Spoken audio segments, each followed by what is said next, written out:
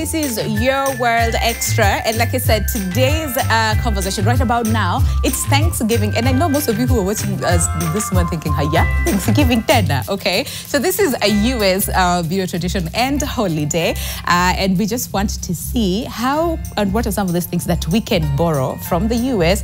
Thanksgiving included, and also again focus on the US-Kenya partnership. And we have a very special visitor this morning, and what you're saying is Thanksgiving, and I just want to say happy Thanksgiving. We have Ms. Carla Benini, who's the acting deputy chief of mission from the US Embassy, joining us this morning, sharing Thanksgiving with us, and that is really, really fantastic. So thank you. It's great to be here. Really, really thank you for sharing this with us, and it's also really nice to meet you as well. Thank you for gracing the show.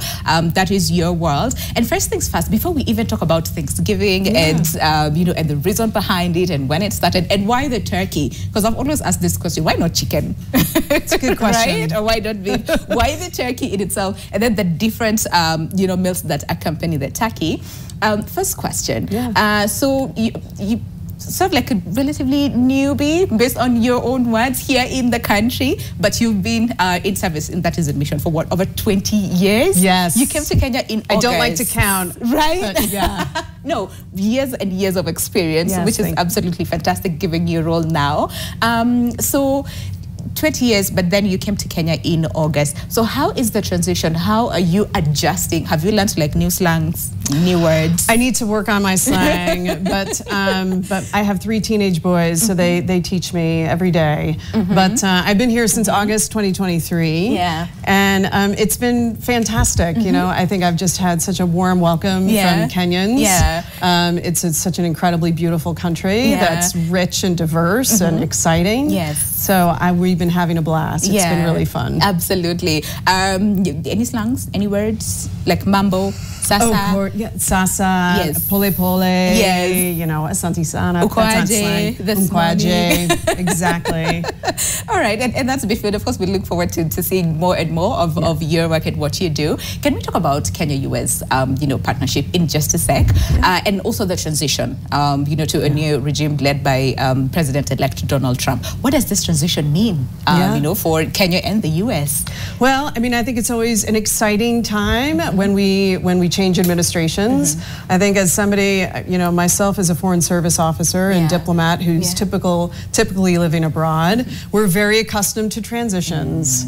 And so the United States and Kenya have shared 60 years together of US-Kenya bilateral relations. Yeah. And so that's about 15 different administrations. Right. And so while we work on transitions and there will be some changes and pivots, I think the partnership is enduring and strong, and I think that's what really matters. Absolutely. And former US Ambassador Meg Whitman left, and I know she was known as the best salesperson that Kenya we could have, because she would talk so much about Kenya and Kenyans to the US citizens, and also vice versa, talk about US to Kenyans as well.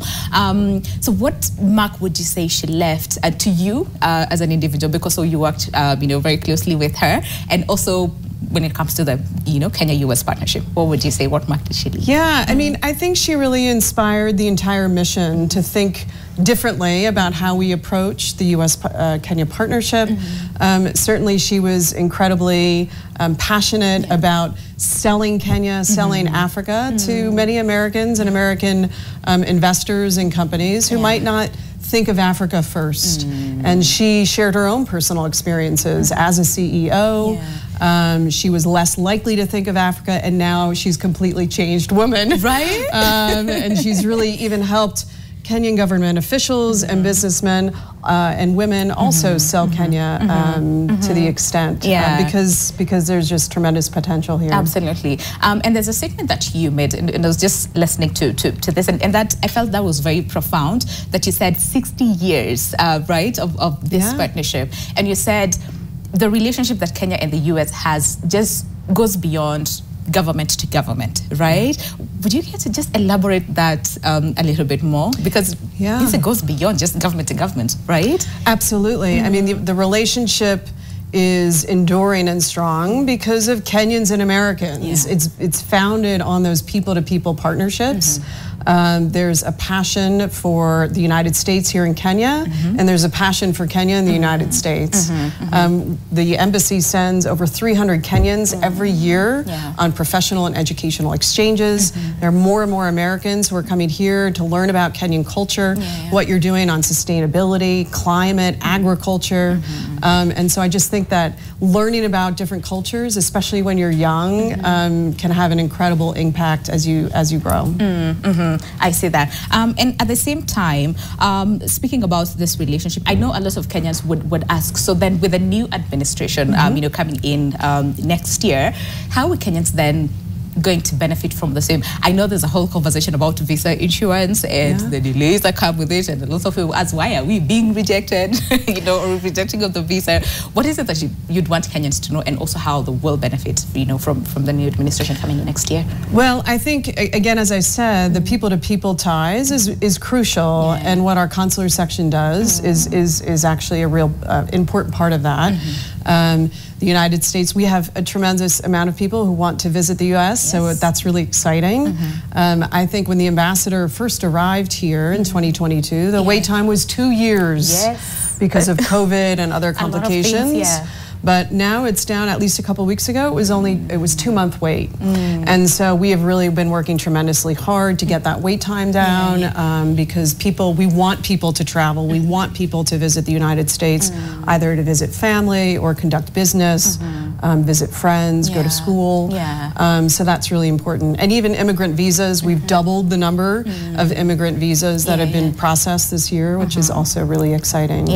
And one of the statements that a lot of Kenyans are also worried about is what President-elect Donald Trump said, and that is people who want to visit the U.S. or to, like immigrants, right? They would have to get there by merit. And I know a lot of people are like, so does that automatically lock us out, or what's going to happen? What do you make of that, and what is it that you'd want the people to know from the scene? Yeah, I mean, I think what I would say is there's lots of questions being asked right now about what the administration will do.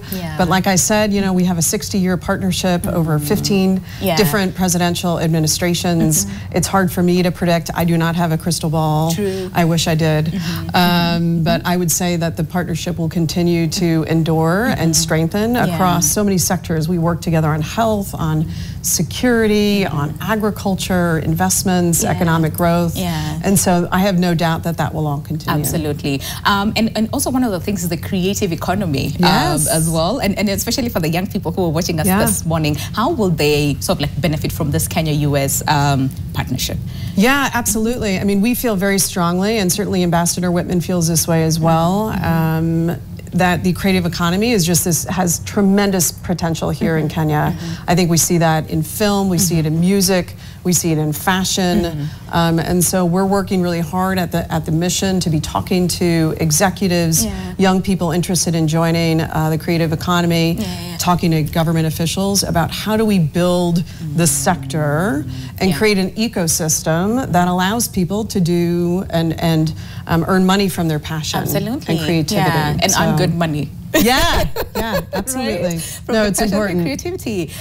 Yes. So, and one of the things that a lot of people are wondering is, so aside from the official relationship that Kenya and the US hold, what are some of the other ways that people and Kenyans in the sense can engage with the US embassy, aside from just visiting the consular station or the visa conversation? What are some of the other ways that people can engage with the embassy? That's a great question. I mean, we're active all over Kenya. And I think I would say the best thing to do is follow our social media feeds, whether it's Instagram or Twitter or, X, Facebook, to find out what we're doing, because we're always offering opportunities to connect with some of our mission officials. We have a tremendous development and health portfolio where we're out and supporting agricultural projects or health. Sunday is World AIDS Day. We're active there. And some of us will be running very early in the morning to celebrate World AIDS Day, and that we're close to epidemic control here in Kenya, which is an incredible achievement. Yeah, and speaking of the same on World AIDS Day, I know there was a conversation about the reduction of funding, and you know, as far as PEPFAR is concerned. So what do you have to say there? Because a lot of people were like, now what's going to happen, right? And especially when it comes to availability of, you know, the drugs that is much needed. So I wonder what you have to say to that. I mean, I would say PEPFAR has been an incredibly generous program, and the fact that we're almost attaining epidemic control is incredible. I'll refer to my crystal ball statement, and you know, we'll see what happens. But I can tell you that sort of there's a robust group of experts who work on PEPFAR every day to help Kenyans who either maintain sort of their levels to stay stay healthy, keep on their treatments, etc. So it's fascinating work, and we work very closely with Kenya Ministry of Health and at the county level because that cooperation is really important for sustainability. I see that. I see that, and also at the same time, Kenya has made tremendous progress when it comes to the fight against HIV and AIDS. So it's really good to hear what you're saying as far as, you know, that partnership. One of the things that you also said is Kenya is one of the most exciting places that you have visited. Does that still hold? Oh, absolutely. I always love the place I'm in. I've been in a lot of places. But no, Kenya's been fantastic. From the coast to the Rift Valley to the Mara, and we've just had such a fantastic time. What is it that you look forward to the most? And since it's Thanksgiving, and I'm just going to ask this, looking at your extensive career and extensive experience that you have, you know, as far as mission is concerned, what has been like the highlight of your career that you are thankful the most and you will forever be thankful for? I mean, I think I'm just thankful for having the chance to have these experiences, to spend time understanding what Kenyan culture is, learning slang in a new place. You know, it's a very unique experience for not only myself, but for my family. And so I'm just really grateful for having those experiences and getting to learn more. And then I enrich my own family back in the United States, right? And I think that's really pretty powerful. So. What do you look forward to the most for your time here in Kenya? Again, your work, but also, you know, with the other relationships, like you said, which are very much important as well. I think for me, it's really getting to know people. I mean, I think that's what cultural exchange is all about, is going into somebody's home, understanding how they live, sort of what's important to them, meeting their family. I think culture lives in people, right? And so I think that's pretty fantastic. Absolutely. You said there's some people who've taught you a few slang here and there. Can I just teach you something? Please. Ngumi mbwekse. I know video our camera person is looking at me like, do you even know what that means? Ngumi mbwekse is like this. You do like this, and then you, it's like you got her. Like I love like that. I love that. It's called ngumi mbwekse. Mbwekse. You have to say it with attitude. Yes, ngumi mbwekse. Ngumi mbwekse. Yes, I feel you did so well. Anyway, let's speak about Thanksgiving, right? And we have turkey. First of all, just help our people understand Thanksgiving, the holiday and the tradition and the symbolism, which is turkey, and then we have stuffed. What's it called? Stuffing, right? Yeah. Where did it come from? Yeah, so it's been a long tradition in the United States. I mean, many countries celebrate, let's say, the end of harvest, right? To be thankful for having a good harvest. And I think that's really sort of the roots of Thanksgiving. Of course, it was early white settlers celebrating a meal with Native Americans. We presume that turkey was on the table because turkeys were and are plentiful in the United States. And they're large and can feed big families. So yeah, but it was only created as a holiday in 1863 by Abraham Lincoln. In fact, during the Civil War, so at a time of real strife in U.S. history, he believed Thanksgiving, creating that holiday, would be have a unifying impact. Which I think is really special, and I think that really kind of continues today. What is it that we can borrow as Kenyans and as Kenya as a country, you know, from the U.S. as far as Thanksgiving is concerned? What is some best things that we can borrow? Yeah, I mean, I just think it's special to spend a day being thankful for what you have. And I think that's really, you know, it's in the United States, Thanksgiving has not been commercialized, and so it's really a time to connect with people. Maybe it's friends, it's often relatives and family members. You come together It's fun to cook together, Yes, right? it is. Yes. That experience, I think, is also really meaningful.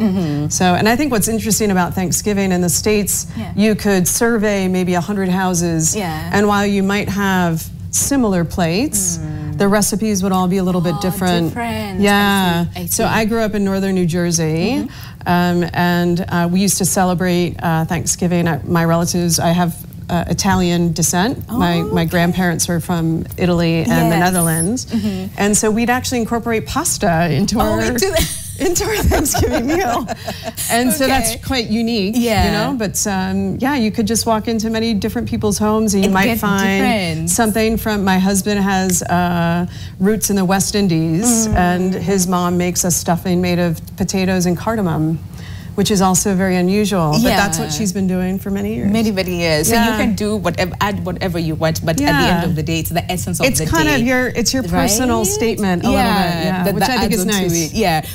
I'm curious about like your first interaction with turkey in your childhood and the whole concept about Thanksgiving. Do you have questions like, why turkey? First of all, why? And all those things. What do you remember? I mean, I think for me, the first time I ever cooked turkey, I was a newlywed, and I was living in New York City, and had a very small kitchen, with very little counter space. So you can imagine the turkey was like 1/4 the size of my kitchen.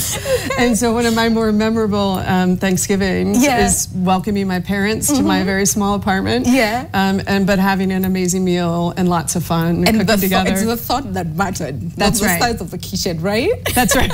Exactly. Okay, the whole symbolism as well behind turkey and the patterning of the turkey as well. What is that about? Because I know a lot of people make these jokes and say, I wonder which turkey will be pardoned this year. It's true. It's a pretty long-standing tradition. I think it's been like for decades that the president pardons a turkey. But again, I think it's just really to bring people together. Obviously, it's light. You know, the turkey's usually named Tom. But no, it's been around. And again, I think it's just to emphasize the importance of Thanksgiving and gratitude. And also, uniting and being together with the people that you love the most. Okay. So there's like is there like a process to it in terms of like carving of the turkey? Because I also want to learn, and even as we learn, we also have a lot of there's vegetables, and then there's the pie, the apple pie. I want to believe I think it's apple pie, right? And then all those things. And like you said, you can again tailor make it to suit you and all those things. So is there like a specific process to like carving the turkey? I want to learn. So, I mean, I think it's kind of however you want to. The best vehicle for getting the meat off the bone is acceptable. But I'm happy to show you how. But of course, we have the stuffing. Some people choose to actually stuff the bird, the stuffing inside the bird, and it cooks. But others choose to leave it separate. So that's the stuffing. Cranberry, of course, is really critical. With no cranberry. And it's the acidity of cranberry complements kind of the heaviness of the turkey and the stuffing, right? So it's like a little fresh. Nice. Love that. Okay, and then there's then some broccoli. Usually a green, maybe string beans or broccoli. I often make beets. Because I love beets. It's a little bit, however you want. There's no turkey police that will look at you did not put cranberries, therefore it doesn't exist. No, it doesn't exist. All right, and then there's this gravy. Sauce. Yes, that looks amazing. It really does. It really does. Okay. Okay. Like you said, there's not like a specific process to it. You just attack the turkey? I mean, typically you might take off the legs first, and then you cut the breast. Would you want to get started? You're hungry? Yes, let's do it. I think you're hungry. Let's do it. Yes, we are very hungry. So, okay, so we're just gonna remove this. As we do that, I have a turkey joke. Do you want to hear? Of course. Okay. So why was the turkey invited to join the band? When? Why? Why was the turkey invited to join? I don't know. Because they could bring their own drumsticks. That's good, no? That's not bad. That's not bad. That's a good turkey joke. Right? Okay. Do you have one? All right. A turkey joke? Yes. Oh, gosh. I don't know. All right. As I'm focusing here, yes, you are very much focused. Can I be funny and carve a turkey? I don't know. It needs like some special attention to it. Okay. All right. Go for it. Now, but you carve chickens and other meat here in Kenya, right? Yes. Okay. So what I like to do is you kind of cut along the breastbone first. Yes. There we go. Ooh, okay. And then what you would do, let's turn that, is that you would then slice horizontally. Ah, okay. And it'll just come off like that. Yeah. Do we have like a little plate? I don't want to drop it. Yes, we can use this one. Yeah. What is like your favorite part? Oh, goodness. Because what I learned is like the breast is white and then That's right. The legs are darker meat. Why is that? I don't know. You'd have to talk to talk to its mother turkey. It gets to hear what they say. Yeah, and people are very specific. If they like, they say, "Oh, I want the breast meat," and others want the wings. It's everyone has their tradition, right? Yeah, but which one is your favorite? The breast? I kind of like the I like it all. Whatever I can get my hands on. Oh yeah? Yeah. As long as it's turkey. As long as it's turkey, exactly. Okay. And then a lot of people also question the taste. Yeah. Like what is your favorite? Because other people would ask, so does it taste like chicken? Does it taste like what exactly I think it's does similar it taste to like? Yeah, I think it's similar to chicken, yeah? Yeah. Okay. Turkeys aren't popular in Kenya. No, they're not. Yeah. No, they're not. Duck, maybe? Duck, yeah. There's some people who would eat I think it tastes more similar really to chicken, though. Yeah. Okay. All right. So in a traditional Thanksgiving event setting, with friends and family, so one would have, Yep, you would have your, turkey. Should we plate up something? Yes, I think so. I'll make you a plate. Oh, that's really lovely and kind. Thank you. Appreciate it. Okay, let me try open this. Yeah. So essentially, what must you have on your plate? So mashed potatoes. Okay. Super important, really as a vehicle for the gravy. Okay. Yeah. Okay. All right. Can we do it over there so that the people can see the entire? Oh, sorry. It's okay. All right. Yes, so that people can see. So you have your potatoes. Okay. And then you'll have your stuffing. Stuffing is like the most. The turkey is. So stuffing is. It's like a little bit of bread. I put sausage in my stuffing with celery, onions, and mushrooms. But like I was saying, my husband's family does mashed potatoes. Yes. Super different, Yeah. And that's what's I think kind of fun about it, right? Is that everything is a little bit different. Right. And then cranberry. Well, you have to have the cranberry. And then the gravy. Yeah. Gravy is important. And like you said, it's different for different people. So just do... Yeah, what typically you would use the pan juices from the turkey. And then you would add like flour and butter to thicken it. Okay. Yeah. All right. Okay, let's try. I think I can. We've got lots of saran here. That? Yes. Okay. And then the veggies too, right? And then veggies, a bit of the so vegetables I'll just pour a little bit here. Okay. And that looks really lovely. And it smells amazing in here. It does. I wish people could smell it. I wish they could. And then some bit of veggies over there as well. It's Thanksgiving, and in as much as it's like you're having a good time with friends and family, also that's right. Gotta have some veggies. That's right. Veggies is good for you children. That's right. Okay. Oh, and then maybe just a little bit of. See, sometimes your plate gets full too fast. Yeah. So you have to be a little bit choosy about what you... Yes. It's a lot of things. That's probably a good start. What do you think? That looks really good. It smells fun. It smells amazing. Look at that. That is just lovely. Should we dig in? Yeah, why not? Okay. Yes. Okay, here you go. Okay. All right. Thank you very much. Okay. All right. You want to do the honors? 1, 2, 3. Go. Okay. All right. I'll try a little bit. Also, we want to. You want to have like everything on your. Okay. Let me see.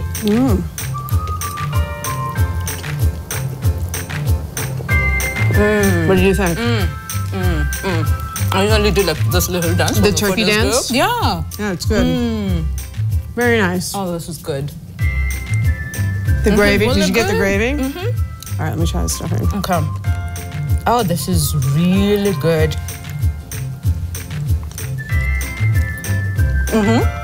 Not bad. Yeah? Not bad. Thumbs up. This is good. Awesome. Yeah. I'm glad you like it. It's really good. And so I just can't wait for us to just end this and then we sit and we eat. And we're gonna eat. We're hungry. We're hungry. And then as we bring this to a close, like we said, so what are you most thankful for this year? I know I asked about the highlight of your career that you'll be forever be grateful for. Yeah. But yeah, what are you thankful for this year? Oh, I mean, I'm really thankful for being here today. You know, I think, you know, I'm just excited for the year to come. I'm thankful for the health of my family. And it's because that's always really important, and that we're happy and excited to be here. I'm happy for the U.S. Embassy's relationship with the media. Yes. The press plays an important role in any strong democracy. Absolutely. So we are very excited to be here. I was a journalist before I joined the State Department. Yay! So I feel very much at home. Your home. Yeah, this is my home. Especially now that you have turkey. Right? Yeah, absolutely. Like, yeah, can we now do the 1 p.m. news for us? But hey, here we are. Okay, and what is it that you feel Kenyans and, you know, the U.S. Citizens as well can be thankful for? Again, our partnership aside, what is it that you feel, as humans really, we can be thankful for? Yeah. I mean, I think, you know, we have so much in common. You know, I think sometimes we are unfortunately reminded more of our differences than our similarities. But, you know, what strikes me, whether it's here in Kenya or other places I've served, is that we're so much more alike than different. And so I see that every day in Kenyans and living here in Nairobi. Yeah. So I think Kenyans and Americans have a lot to be excited for. Absolutely. So it's going to be a good year. You want to know what I'm thankful for? Meeting you. Oh, thank you. And you gracing our show today and also sharing, you know, your Thanksgiving tradition as well. So I am thankful for that. Thank you. And thank you really for coming by today. Oh no, we did not get to taste the pie. Oh. How dare we? All right, just one. Just one. Tiny itty bitty piece. Tiny itty bitty piece. Yeah. Would you like to do the honors? Yes, I can. Oh, this looks really fantastic.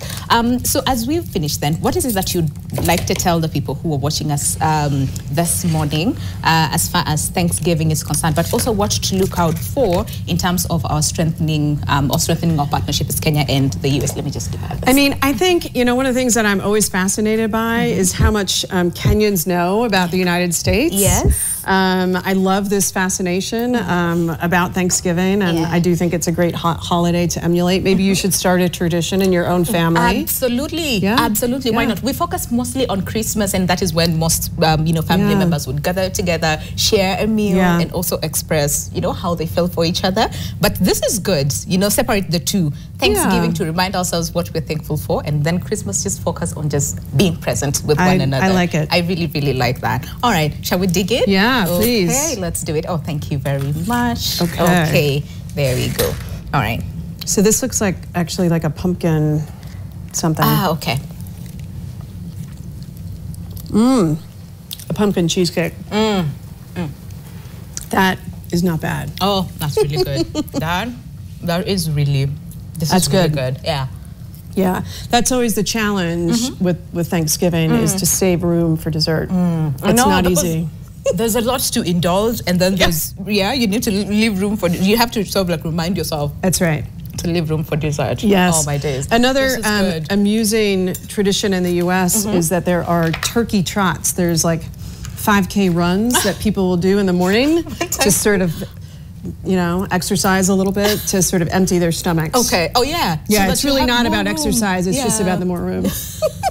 What you said. That's really good. Thank you so much for coming by this morning. It's great to be with you. We learned a lot, but also so much to be grateful for, and that kind of reminder that there's so much that we need to be grateful for, despite everything else that is happening in our world with climate change and violence and all those things. But there's some things that we can be thankful for. So thank you so much for that reminder this morning, and thank you for sticking with us. Now I know. You know better, you've learned better, and I'm pretty sure you can borrow a thing or two, because let me tell you, this smells amazing. I wish you could be here to just smell that and also taste it, okay? But happy Thanksgiving. Happy Thanksgiving to you, Thank you as well. Thank you for coming by today, and enjoy the rest of your day as we indulge in eating. Have you been taught like a little dance? Like anguka nayo. Yeah. Anguka nayo. All right, I can do that. You're a dancer. You're like a natural dancer. You're very kind. But thank you so much for coming. Thank you, by Winnie. today. It's great to be here. Let me not keep you for too long because we need to eat. All right. So see you around. Have yourselves a lovely day ahead and happy Thanksgiving. Goodbye for now.